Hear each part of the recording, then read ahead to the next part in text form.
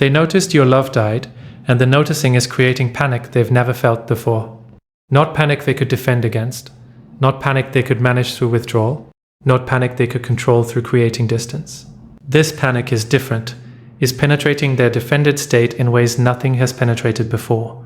Because the panic is about loss that's already happened, loss that's complete, loss that's visible in how you look at them, how you speak to them, how you don't respond to them, how you stopped trying, stopped caring, stopped loving.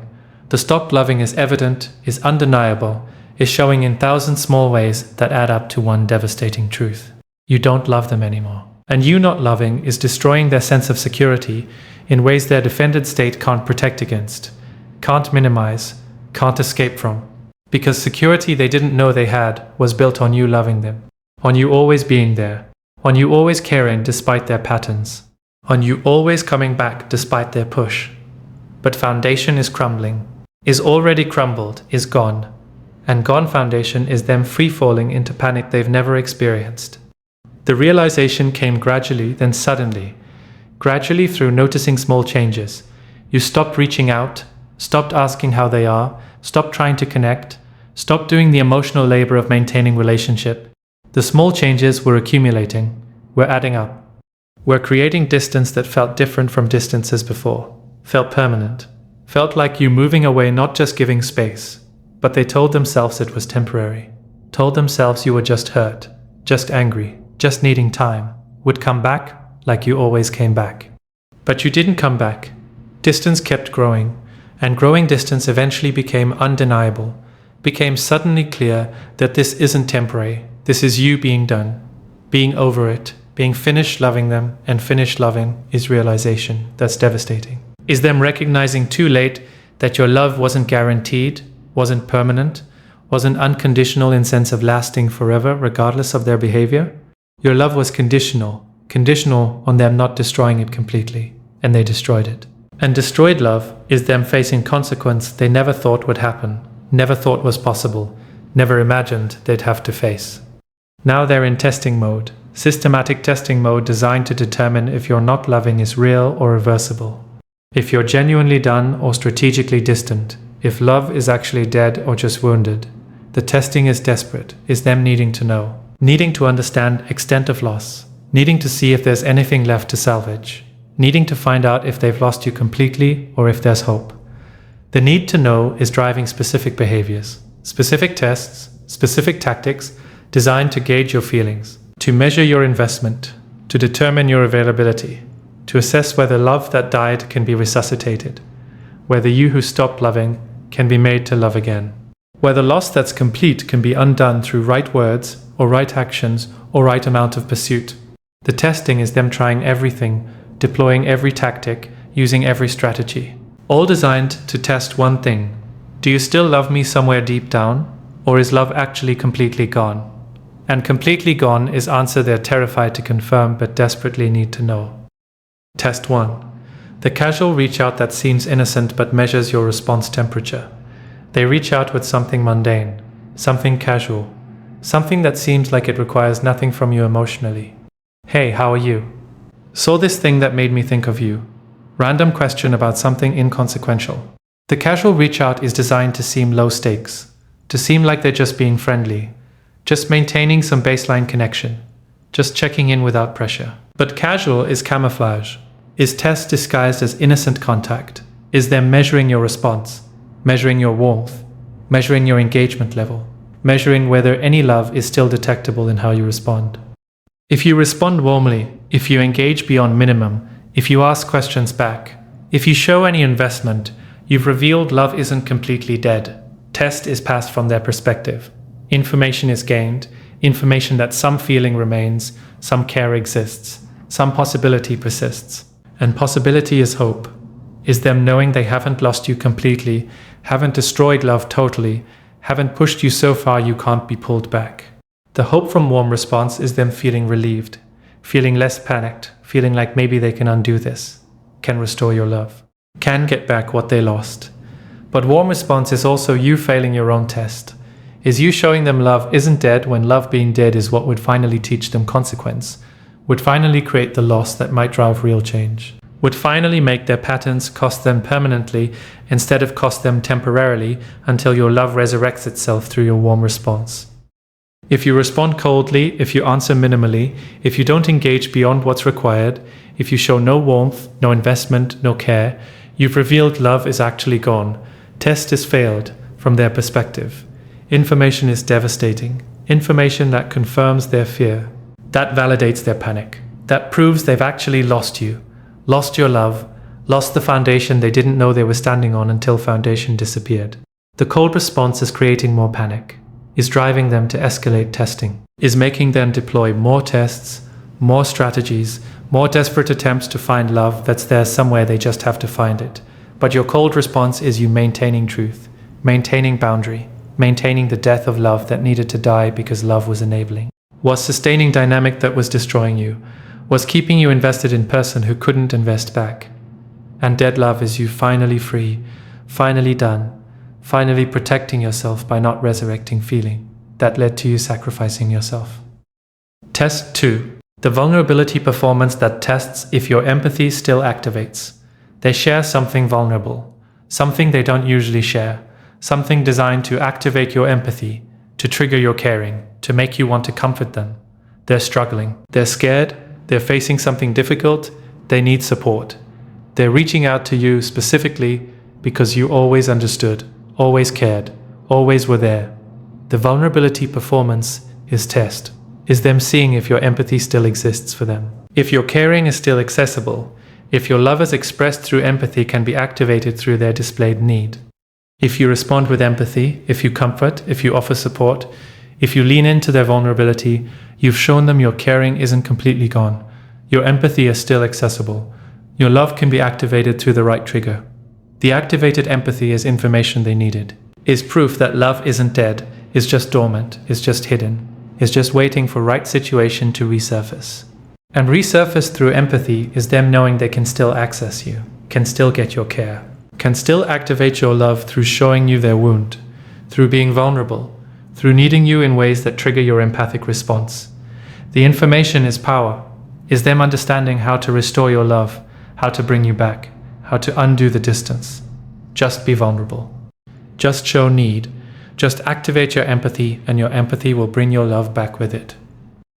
If you respond without empathy, if you're kind but boundaried, if you don't lean in, if you don't comfort beyond what's appropriate for acquaintance, not for person you love, you've shown them your empathy for them is gone. Your caring has limits now. Your love isn't accessible through vulnerability. The limited empathy is devastating information. Is them learning they can't activate you anymore, can't trigger your caring, can't use vulnerability to restore connection. Your empathy has boundary now. Has protection. Is reserved for people you currently love, not for people you used to love. And used to love, not currently love, is them being categorized differently, being related to differently. Being in your life differently if they're in your life at all. The different category is them being downgraded, is them losing privileged access, is them being treated like person you care about, generally not person you love, specifically.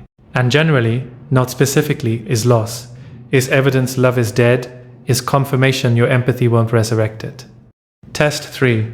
The jealousy trigger that tests if you still care who they're with. They make sure you know about someone else. Don't tell you directly, but make it known, through social media, through mutual friends, through engineered visibility. There's someone new, someone they're seeing, someone they're interested in, someone who's interested in them. The jealousy trigger is test. Is them seeing if you care, if you react, if you show any sign of being bothered by them being with someone else, if you display any possessiveness or hurt or concern about them moving on. If you react with jealousy, if you ask questions, if you seem bothered, if you show any emotional response to them being with someone else, you've revealed you still care, still have feelings, still are invested in them in ways that make their involvement with others threatening to you. The revealed caring is them knowing love isn't dead, is just injured, is just angry, is just protected. But underneath protection is caring, is feeling, is investment. Is you still being affected by them, still being emotionally responsive to what they do, still having them matter enough that their romantic involvement with others creates emotional response in you. An emotional response is evidence of love not being completely dead. is evidence they still have power to affect you, still have significance to you, still matter in ways that mean love could be restored if they played it right. If you respond with genuine indifference, if you're happy for them, if you show no jealousy or concern or hurt, if you're completely unbothered by them being with someone else, you've shown them you don't care anymore, don't care who they're with, don't care what they do, don't care about their romantic life because their romantic life is no longer relevant to your emotional state. The genuine indifference is most devastating response. Is them learning they have no power to make you jealous, no ability to make you care through threat of replacement, no capacity to activate your feelings through showing you they're available to others. Your indifference is ultimate evidence love is dead, is complete.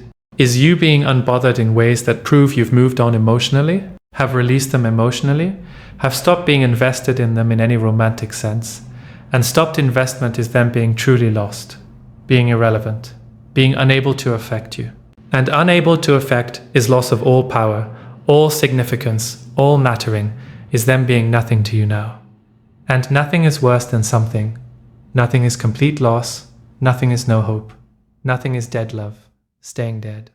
Test 4. The hot-cold cycle that tests your tolerance for their pattern.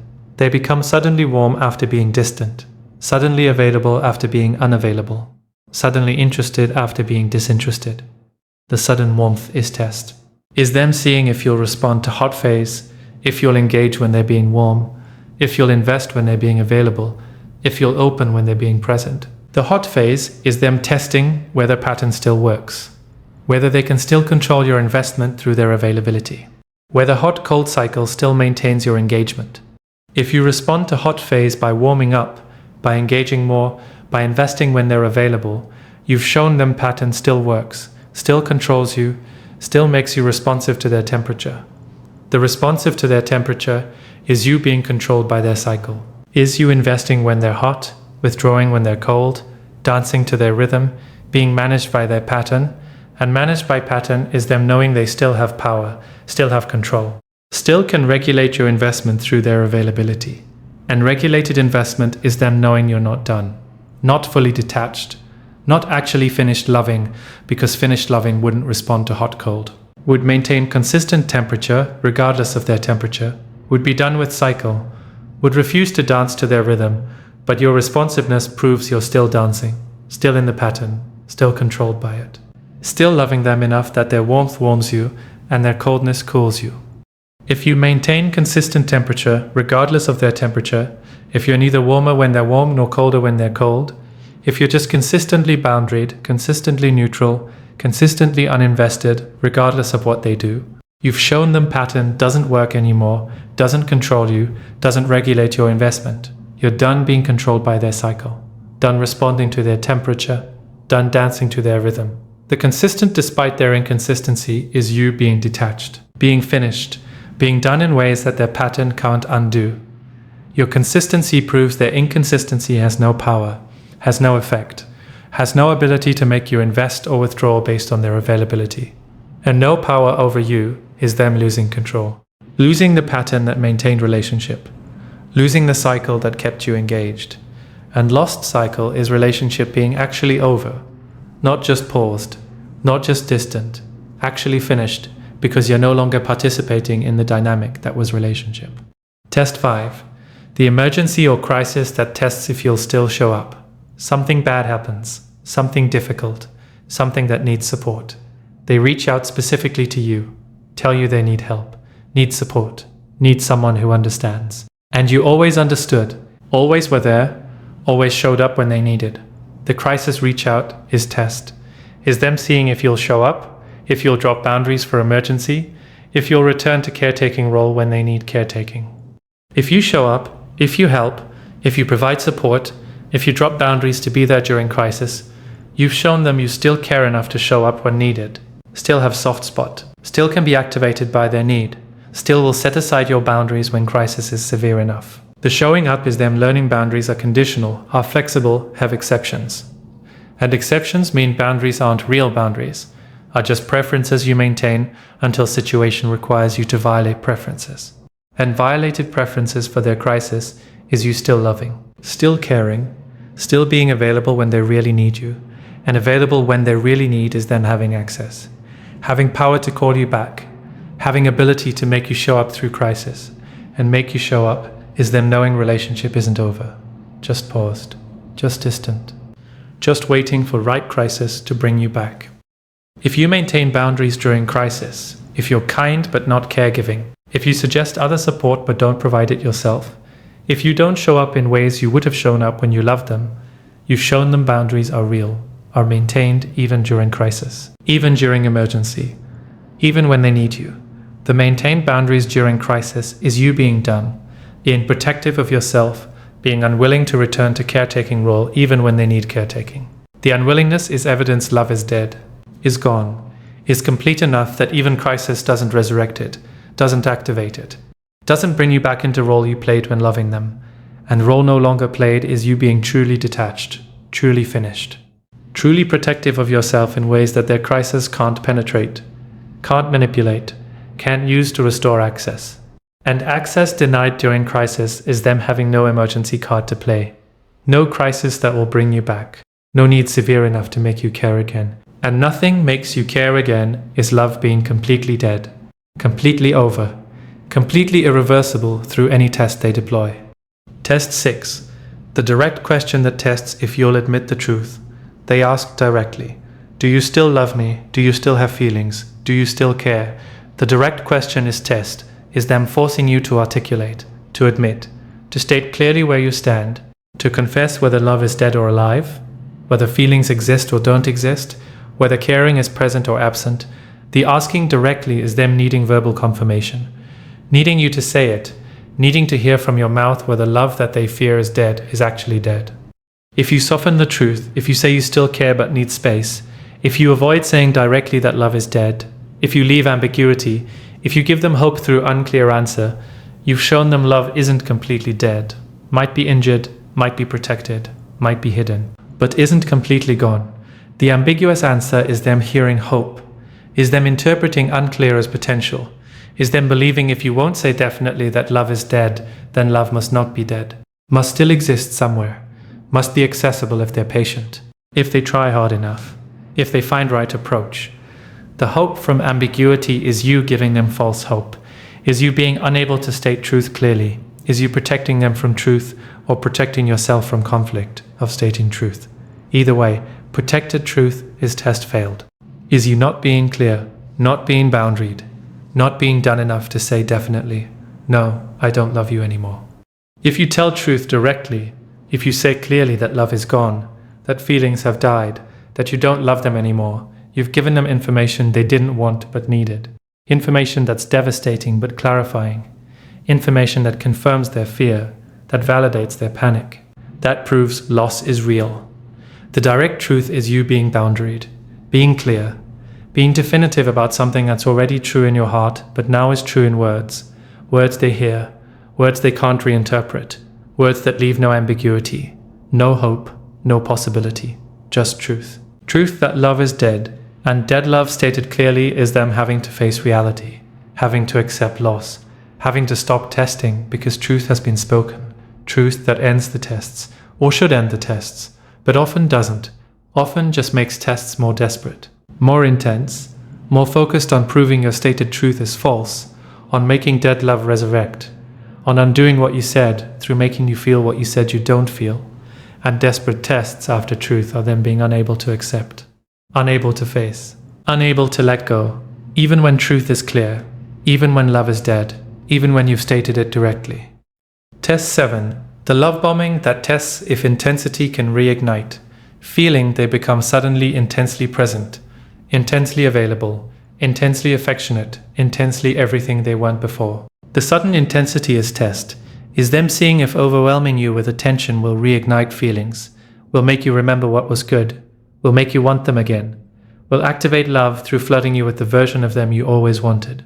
The intense version is performance, is them being temporarily what they can't sustain. But temporarily is strategy, is them hoping temporarily is enough to remind you of potential, enough to make you love again. If you respond to love bombing by softening, by engaging, by allowing yourself to hope, by investing in intense them, you've shown them intensity works. Performance works. Love bombing works to activate your feelings, to make you engage, to bring you back into connection. The work to love bombing is them learning they can win you back through intensity, through performance of change, through temporary being everything you wanted, and temporary being everything convincing you is you failing test, is you being manipulated by performance, is you confusing intensity with capacity, confusing love bombing with love, confusing temporary availability with sustainable transformation. And confused you is you reopening to them, reinvesting in them, reliving yourself to possibility with them, all based on performance that will fade, that will end, that will return to patterns once performance has served its purpose of bringing you back. If you recognize love bombing as performance, if you're not swayed by intensity, if you maintain boundaries despite their sudden availability, if you don't confuse temporary with sustainable, you've shown them performance doesn't work. Intensity doesn't activate you. Love bombing doesn't resurrect dead love. The unmoved by performance is you being wise, being protected, being clear that temporary intensity isn't evidence of real change, isn't proof of developed capacity, isn't reason to reinvest. Just performance you've seen before. Performance that fades. Performance that's strategy, not transformation. And recognize performance is you being immune, being unbothered, being done in ways that their intensity can't undo. Their performance can't resurrect. Their love bombing can't activate. An activation failed is them learning you're actually done, actually detached, actually finished in ways no test can reverse. Test 8. The confession of regret that tests if your compassion will override your boundary. They confess everything. Confess they were wrong. Confess they see it now. Confess they understand what they lost. Confess they wish they'd been different. Confess they see clearly how they hurt you. Confess they recognize you deserved better. The confession is detailed, is vulnerable, is them naming specifics, acknowledging specific ways they failed, specific moments they hurt you, specific patterns that destroyed relationship. The detailed confession appears genuine, appears like breakthrough, appears like them finally understanding, finally seeing, finally taking accountability. But confession is test, is them seeing if your compassion will be activated by their regret, if your caring will be triggered by their pain about having hurt you, if your empathy will override your boundary when they show you they're suffering from having caused your suffering. If you respond to confession with compassion, if you comfort their regret, if you absolve them, if you tell them it's okay, or you understand, or you forgive them, you've activated the response they were testing for. You've shown them that confession works, that vulnerability about their regret works, that showing you they're in pain about having hurt you makes you care about their pain more than you protect yourself from their patterns. The activated compassion is them learning they can access you through showing suffering, can bring you back through demonstrating awareness, can undo your boundaries through performing accountability. And performed accountability activating your compassion is you failing your boundary. Is you prioritizing their emotional relief over your self-protection? Is you making their regret more important than the patterns their regret is about? Is you comforting them for hurting you instead of maintaining boundary that protects you from being hurt again by patterns they're confessing to but not demonstrating they've changed? If you receive confession without letting it move you, if you acknowledge it without absolving them, if you maintain that their awareness is good but doesn't change your boundary, if you're kind but firm that regret isn't the same as transformation, you've shown them confession doesn't work. Awareness doesn't undo consequences. Regret doesn't restore access. Understanding what they did doesn't reverse what they did. The unmoved by confession is you being boundaried. Being clear that words about regret aren't evidence of change. That confession of wrong isn't demonstration of capacity to do right. That their pain about their behavior doesn't create obligation for you to relieve their pain by accepting them back before they've done work to ensure they won't cause same pain again. The maintained boundary despite confession is you protecting yourself, protecting the love that died, protecting the boundary that's keeping you safe from their patterns. And protected boundary is them learning confession isn't enough. Vulnerability isn't sufficient. Regret doesn't restore relationship. Only sustained demonstrated change restores relationship. And change hasn't been demonstrated. Just regret has been confessed. And confessed regret without demonstrated change is insufficient. Is them failing test? Is boundary maintained? Is love staying dead despite their awareness? Love is dead. Test 9. The ultimatum that tests. If fear of permanent loss will change your mind. They create ultimatum situation. Situation where decision must be made. Where clarity must be provided. Where you must choose, Give them another chance now, or lose possibility of them forever. The ultimatum is framed as them protecting themselves, them needing to know, them unable to wait indefinitely for your decision, them needing closure or commitment. The framing makes it seem like reasonable request, like fair boundary on their part, like them having self-respect. But ultimatum is test, is them creating pressure, creating urgency, creating fear of permanent loss that might override your boundary. Might make you choose them because losing them permanently feels more threatening than risking yourself again. Might activate panic in you that makes you invest before you're ready, because window is closing and closed window means permanent loss. If you respond to ultimatum by capitulating, by giving them another chance, by choosing them because you're afraid of permanent loss, you've shown them pressure works, urgency works. Fear of losing them forever works to override your boundary. The capitulated to ultimatum is you making fear-based decision. Is you choosing them not because you want to, but because you don't want to lose possibility of them. And choosing from fear is choosing wrong. Is choosing their timeline over your healing, choosing their needs over your protection, choosing their ultimatum over your boundary, and chosen their ultimatum is them winning test. Is them learning they can pressure you into decision before you're ready, can force your hand through creating urgency, can manipulate you through fear of permanent loss, and manipulated through fear is you being controlled, being pressured, being forced into decision that serves them, not you. If you respond to ultimatum by maintaining boundary, by calling their bluff, by accepting permanent loss rather than violating your protection, you've shown them pressure doesn't work.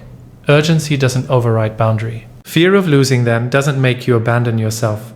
The maintained boundary despite ultimatum is you being strong, being clear, being more committed to protecting yourself than to keeping possibility with them. The strength is you passing test, is you proving boundary is real, is you demonstrating that their attempts to pressure or manipulate or create urgency don't work. Don't change your mind, don't make you choose them. You choose you choose your boundary, you choose your protection. You choose accepting permanent loss over accepting relationship before readiness. And choosing permanent loss over premature relationship is you being done, being free, being protected in ways their ultimatum can't penetrate, can't pressure, can't manipulate, is you letting them go permanently. Without regret, without fear, without capitulation. Just letting go. And let go is test failed from their perspective. Test passed from yours. Is relationship staying dead? Is boundaries staying maintained? Is you staying protected, protected from their patterns? Protected from their pressure, protected from their tests, protected from them. Test 10. The complete disappearance that tests if your silence breaks first. They disappear completely, no contact, no reach out, no presence. They vanish. The disappearance is test, is them seeing if absence creates panic in you, if silence creates anxiety, if their unavailability creates need for them, if complete withdrawal makes you reach out, makes you break the silence, makes you pursue them when they've been pursuing you through testing. The complete disappearance is role reversal, is them doing what you did, going silent, being gone. Being unavailable is them testing if their absence affects you the way your absence affected them. If you missing them will drive you to break silence the way they broke silence when they couldn't tolerate missing you anymore. If you break silence, if you reach out, if their absence creates need to contact them, if their disappearance makes you pursue, you've shown them their absence matters, creates feeling, creates need, creates you wanting contact enough to initiate it. The broken silence by you is them learning you're not as done as you seemed, not as detached, not as finished. Still care enough that their absence creates discomfort, creates wanting, creates need to restore contact. And need to restore contact is them winning test, is them learning they still matter, still affect you, still have power to create feeling through their absence. And power through absence is them knowing love isn't completely dead, is dormant, is hidden, is protected, but exists enough that absence activates it, that silence creates discomfort, that their unavailability creates your pursuit, and your pursuit is them getting what they wanted, getting you to break first, getting you to show you still care, getting evidence love isn't dead, is just defended, is just waiting for right trigger to surface. And surfaced through their absence is love being accessible, being real, being restorable through right approach.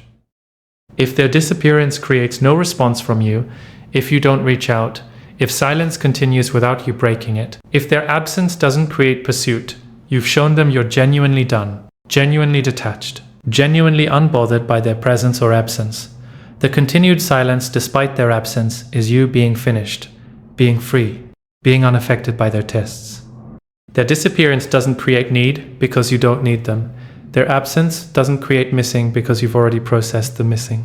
Their silence doesn't create anxiety because you're comfortable with silence, comfortable with distance, comfortable with them being gone. The comfortable with gone is you having moved on, having released them, having let love die completely, and completely dead love doesn't resurrect through absence, doesn't respond to disappearance, just stays dead, stays finished, stays gone. And staying dead despite all tests is you being truly done, being genuinely over it, being actually finished in ways no test can reverse, no tactic can change, no strategy can undo, just done permanently, completely, finally. What all these tests reveal about them and about you?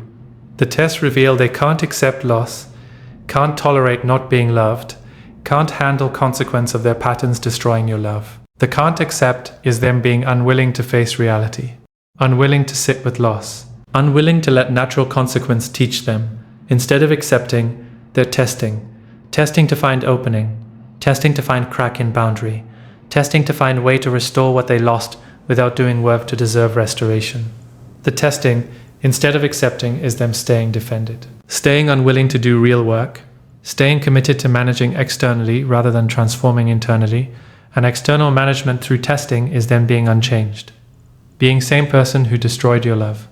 Just now, desperately trying to resurrect destroyed love through tests instead of through becoming person who could sustain love without destroying it.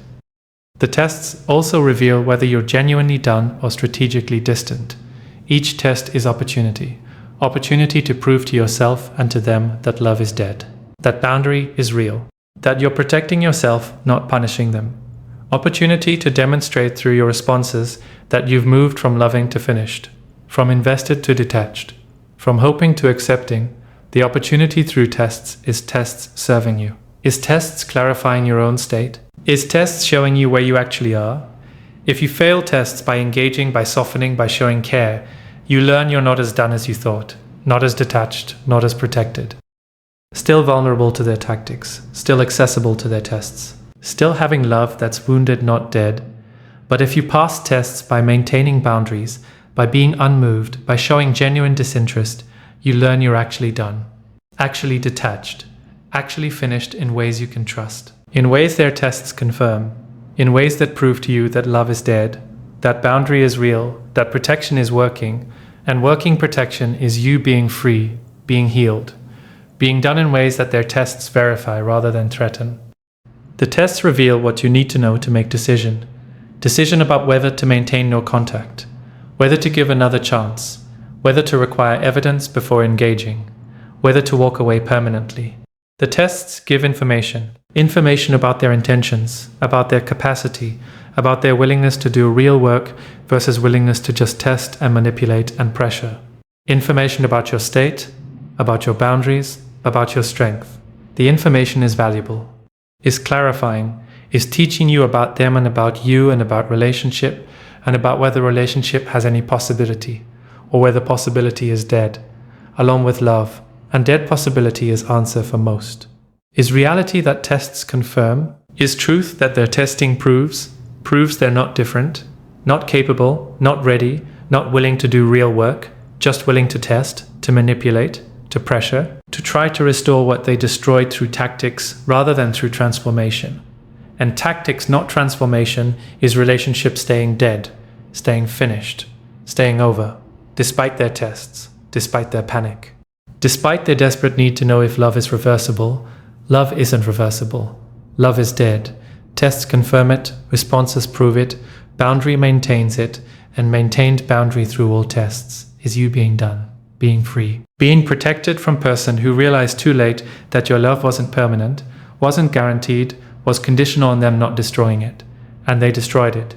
And destroyed love is consequence they face now, consequence their tests can't undo, can't reverse, can't resurrect. Just consequence they live with, while you live free, live done, live protected, live having passed their tests by being genuinely finished with person, who didn't appreciate your love while having it, who took it for granted, who assumed it would always be there, who destroyed it through patterns. And destroyed love is permanent consequence, is loss that's complete, is love that's dead, that stays dead, that tests can't resurrect, that nothing can restore. Dead is what it is, what it stays, what their tests prove, what your responses confirm, what boundary protects. Dead, done, over. Finally,